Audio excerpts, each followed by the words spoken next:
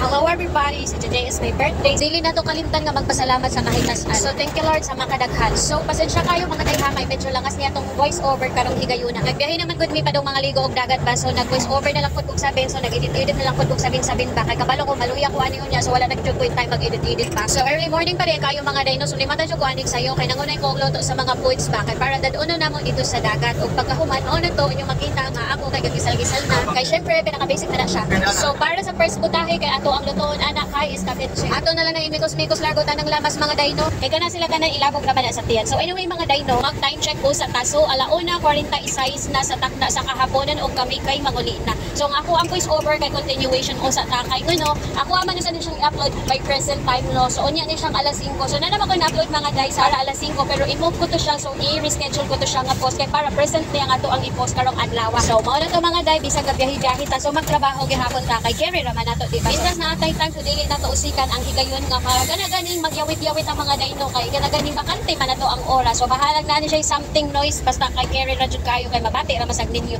So mao na to mga dayno, wala ra pugi ra sad ko kay na ato man kong unang adlaw kay gikapoy sad ko, so wala ko ato naka-video, wala sa ko naka ipipundo ato nga mga video pero wala na nako siya gig-edit kay gana-ganing nga matay mga activity, mga extra activity, so dili na nato ma-insert sa oras ba. So karon nga time minras gabihita ato alang pud siya nga i-grab ang opportunity ba. So kay nagahiraman ta wala man ta dagon sa unsa. So I guess mabati naman sad siguro ninyo mga dayno. So karon day ang year mga day kay murag year of growth jud din ako ba, kay medyo murag super nag-mature na gid ang inyong girl mga day ba. Kay syempre murag na-remove na jud nato nga to ang toxicity o di ba. So nindot man na mga dayno nga we live in a peaceful life kay kana gani way makasama mga day ba. Kana bitong wala kay insecurity sa imong body. Mao gyud na siya pinaka-the-best ba. Okay, birthday man nato karon, so full of appreciation lang gyud ta mga dayno sa mga butang nga nakabot nato, although dili gyud siya ingon anak nindot or you know ingon anak ang dako nga mga achievements, but you know small things is a blessing, so we appreciate gyud nato na siya. Dili nato kalimtan mga day nga magpasalamat sa mga gagmayng grasya, magagmayng madagko mga day grasya gyud na siya. So ingon ana na ang kinabuhi mga dayno, so i-appreciate gyud nato because you know life is precious jud kaayo. Mao na nga mas pilian jud nato ang dalan nga maayo. Dili man nato masabdan usahay ang panahon or baka ang sitwasyon, pero dili pud nato kalimtan nga naara gyud tay Ginoo sa kahitas ano nga magiya ka natong tanan ba. Kahibalogod ko mga day nga kita tanan iya og problema, so kita tanan naa jud tay problema, so depende nato unsaon nato siya pagdala.